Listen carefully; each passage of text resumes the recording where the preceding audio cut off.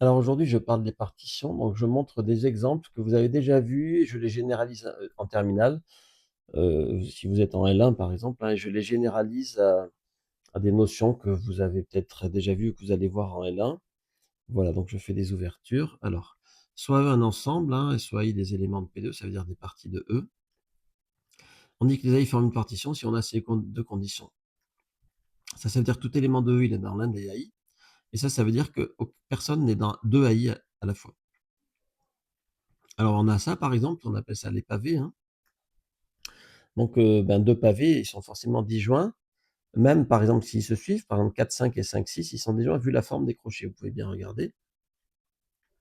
D'un autre côté, tout réel, il est dans un épavé, il suffit de prendre tout réel x, il est dans un épavé, il suffit de prendre x égale la partie entière, n égale la partie entière de x. Bon. Ça, c'est clairement une partition. Alors parfois, quand on a une partition, la réunion, on l'écrit avec une union carrée pour signifier que c'est une partition. Donc, si ça veut dire cardinal de E égale n. Si E contient un élément, ben, l'ensemble P2, c'est ça, c'est évident, hein. Ça veut dire qu'ici, vous classez les éléments de P2 par cardinal. C'est-à-dire, vous regardez, K égale 0, ça veut dire l'ensemble vide. K égale 1, c'est l'ensemble des parties à un élément. K égale 2, c'est l'ensemble des parties à deux éléments. Et ainsi de suite, si vous les classez comme ça. Bon. Ça, c'est une partition, c'est évident. Ça, c'est une partition, c'est évident, hein. Les carrés parfaits, union, ceux qui ne sont pas des carrés parfaits. Et puis, de manière plus générale, si A est inclus dans E, pardon, eh ben, vous pouvez partitionner E en A union A bar. Alors, je donne des exemples. D'abord, je commence par les probabilités. Donc, si vous avez oméga, A et A bar forment une partition de E, donc ça c'est évident, A étant un événement quelconque, hein. Et donc, ça aussi, ça forme une partition de B. Alors, c'est évident sur le schéma, A c'est l'intérieur de la patate, là, et A bar c'est l'extérieur de cette patate. Donc, A inter B, c'est ce petit zigouillis, et A bar inter B, c'est celui-là. Il est évident que B est partitionné en A inter B et A bar inter B. Voilà. Alors, on va l'écrire plus formellement. Donc, je prends mes deux éléments candidats pour former une partition, A inter B, A bar inter B, et je vais réécrire les axiomes de la partition. Donc, vous voyez, il faut que la réunion soit l'ensemble tout entier, en l'occurrence B, que 2 à 2 ils soient disjoints. Donc, ici, simple, il n'y en a que 2. Donc, je dois montrer que ça, c'est B et que ça, c'est l'ensemble vide. Lui, c'est le plus simple d'ailleurs. Il n'y a que des intersections. Donc, vous pouvez enlever les parenthèses, c'est associatif, c'est commutatif, et vous trouvez que ça fait inter A bar, inter B, c'est l'ensemble vide. Là, vous allez utiliser une sorte de distribution. Donc, si vous voulez, vous savez que le multiplié est distributif par rapport au plus. 3 fois x plus y, c'est 3 fois x plus 3 fois y. On dit que multiplier est distributif par rapport à plus. Eh bien, dans les ensembles, avec les unions et les intersections, union est distributif par rapport à inter, et inter est distributif par rapport à union. Donc, vous pouvez un instant imaginer que union, c'est un plus et inter, c'est un fois, et vous factorisez comme habituellement depuis la troisième. Donc, vous pouvez factoriser par B. Vous imaginez, je répète, que inter, c'est un fois, et qu'union, c'est un plus. Sauf qu'ici, union A bar, ça fait oméga tout entier, et B inter, ensemble tout entier, ça fait B. Vous avez une partition. Et maintenant, puisque vous avez une partition, ben, la probabilité de B, c'est la probabilité de cet événement-là, inter B, plus la probabilité de A bar inter B. Voilà. Donc ça, c'est ce qu'on appelle la formule des probabilités totales. Je signale que dans cette implication, il y a à la fois quelque chose de très intuitif, ça paraît évident.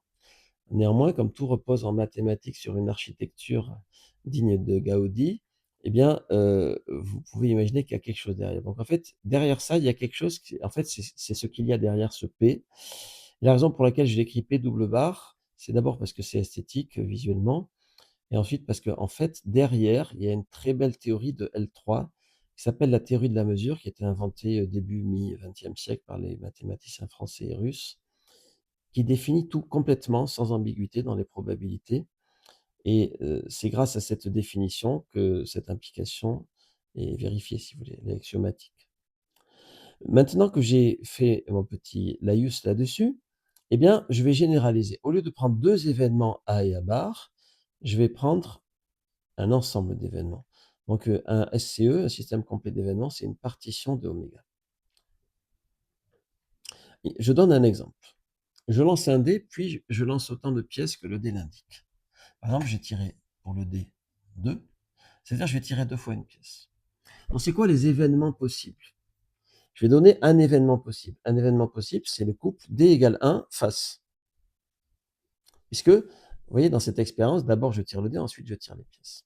Un autre événement possible, c'est D égale 3 face pile face. Donc vous comprenez qu'un élément, c'est en fait un couple formé d'un tirage de dés et d'un certain nombre de tirages de pièces. Alors maintenant, D égale 1, qu'est-ce que ça veut dire là-dedans? D égale 1, ça recouvre les événements. D égale 1 pile, D égale 1 face. D égale 2, ça recouvre les événements. D égale 2 pile pile, D égale 2 pile face, D égale 2 face pile, D égale 2 face face, et ainsi de suite, vous comprenez? Donc ça, c'est évidemment un partitionnement de oméga. Parce que si vous prenez l'un des événements élémentaires, comme notre tout à l'heure D égale 3 pile face pile, il est dans l'une de ces rubriques. Il est dans la rubrique D égale 3.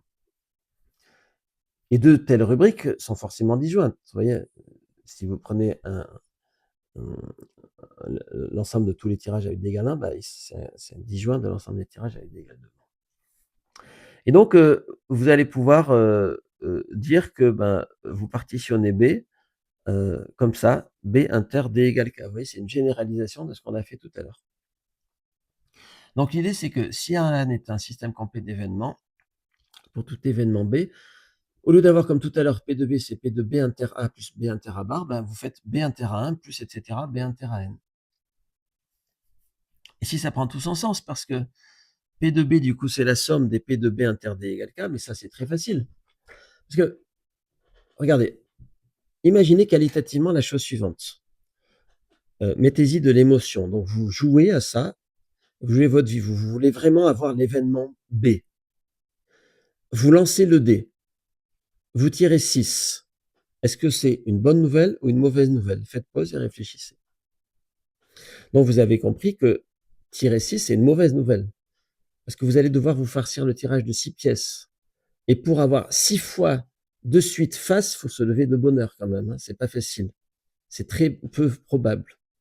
Alors que si vous avez tiré le dé égal 1, tranquille, une chance sur deux d'avoir B. Bon. Alors, tout ça, c'est juste pour faire rentrer dans le problème. Donc, B inter D égale K, ça veut dire quoi? Pour D égale 1, l'événement B se réduit à savoir, quand je tire une pièce, quelle est la probabilité d'avoir face? 1,5. Pour B égale 2, je tire 2 pièces, la probabilité d'avoir face-face, 1,5 fois 1,5. Et ainsi de suite. Donc voilà. Puis après, c'est une histoire de somme géométrique. Je continue en arithmétique.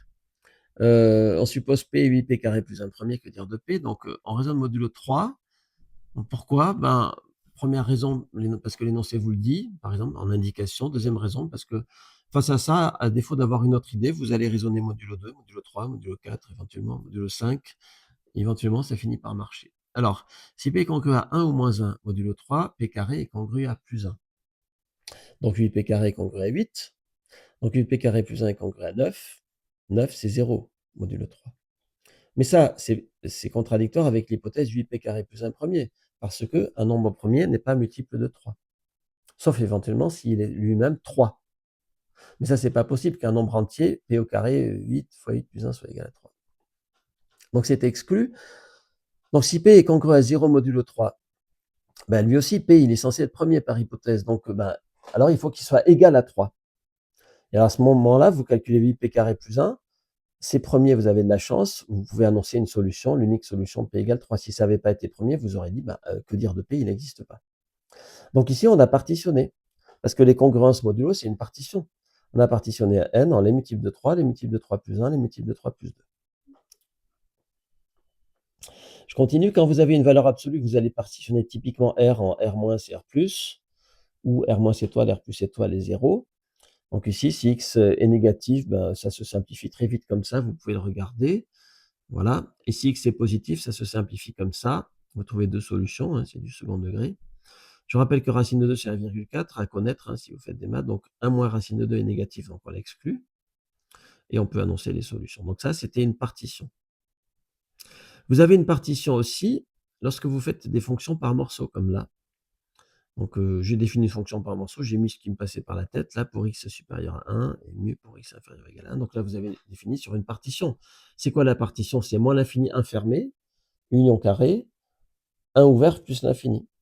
Voilà. Bon alors, donc on vous demandait ici comment choisir mu pour que ce soit continu, donc voilà, vous faites votre limite, hein, la limite quand x tend vers 1 en étant strictement supérieur à 1, identité remarquable, re-identité remarquable, simplification, ça fait 4, et donc voilà.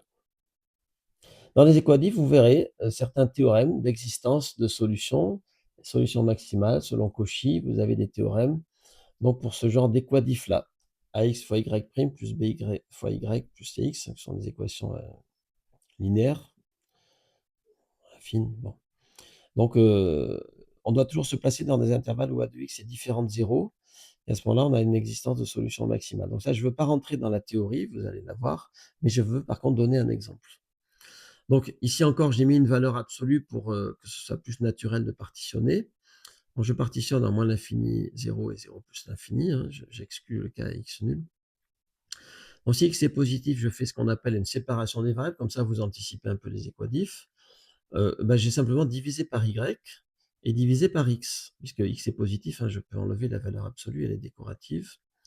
Je primitive, la primitive de y' sur y, vous savez que c'est ln d'y en terminale, mais en fait c'est ln de valeur absolue d'y, c'est pas dur à démontrer.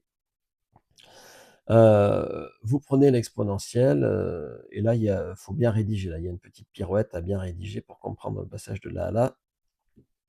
Mais là, vous pouvez admettre, si vous voulez, pour les besoins de la vidéo, y égale cx, et de même pour x négatif, à cause du moins, et du fait que exponentielle moins ln de x, eh bien, c'est 1 sur exponentielle x, vous finissez par enlever les valeurs absolues, en simplifiant, vous trouvez ça. Donc finalement, votre solution, elle est définie par morceaux. Vous comprenez? Et donc, vous avez une solution à gauche, une solution à droite avec ces primes indépendantes. Alors ça, c'est pas un très bon exemple parce que dans Chal, dans les intégrales, B peut très bien sortir de AC déjà. Donc on partitionne pas vraiment AC en AB union BC. Et d'autre part, le 1 est commun aux deux. Quand on intègre, on s'en fiche si on prend les bornes ou pas. Donc c'est pas exactement ici une partition, le théorème de Chal sur les intégrales. Vachement intéressant est le point suivant, calcul de cardinal par partition. Donc on va démontrer ça. Alors avant de le démontrer, je vais vous laisser le temps pour faire ce que vous êtes en train de faire dans votre tête. Vous avez un réflexe de matheux, c'est-à-dire vous voyez ça, vous vous dites, mais je veux absolument prendre un exemple pour être sûr si ce que le gars me dit, c'est bon. Alors faisons-le ensemble. Du coup, prenons n égale 3 pour pas que ce soit trop trivial. Donc 0 parmi 3, ça fait 1. 1 parmi 3, ça fait 3. 2 parmi 3, ça fait 3. 3 parmi 3, ça fait 1. 2 puissance 3, ça fait 8, et ça marche. Alors, on va partir d'un partitionnement pour ça. Donc, on va faire démonstration de ça par dénombrement. Pas par le calcul, par dénombrement. Alors, c'est très classique, hein. Vous l'avez peut-être vu en terminale d'ailleurs. Alors, prenons un ensemble E tel que cardinal de E égale n, ou bien on peut dire plus simplement pour rédiger, prenons E égale ça. Puisque c'est nous qui prenons l'ensemble E pour notre démonstration, si vous voulez, on le choisit. Donc, le cardinal de P2, c'est 2 puissance n. Bon, ça, vous le savez, parce que choisir un élément de P2, c'est-à-dire choisir une partie de E, c'est-à-dire choisir un sous-ensemble de E, eh ben, c'est faire un choix en disant, lui, je le prends, je le prends pas, je le prends, je le prends pas, je le prends, je le prends pas. Vous avez 2 puissance n possibilités. Si vous dites, je le prends pas tout le temps, c'est l'ensemble vide. Si vous dites, je le prends tout le temps, c'est l'ensemble E, et entre les deux, vous avez toutes les parties possibles de E. Donc, 2 puissance n, c'est le nombre d'éléments de P2E. Mais maintenant, si vous partitionnez P2E, comme ça, on l'a déjà vu tout à l'heure, hein, pour k égale 1, ça vous fait l'ensemble des singletons. Donc singleton 1, singleton 2, etc. Pour A égale 2, c'est l'ensemble des paires, etc. Bon, donc vous partitionnez, hein, on a même parlé de relation d'équivalence pour ça.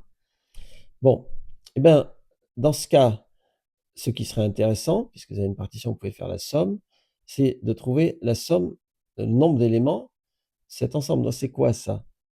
C'est les parties à k éléments. Ça veut dire quoi? Trouver une partie de E à k éléments. Par exemple, trouver une partie de E à 2 éléments. Tiens, je vais prendre 1, 5. C'est une partie de E à 2 éléments, c'est une paire. Mais ça veut dire choisir 2 éléments dans E. Ça veut dire choisir 2 éléments parmi n. Et de même, prendre une partie à k éléments, ça veut dire choisir k éléments dans n, donc k puissance n. Et ainsi, vous avez votre égalité qui repose sur une partition.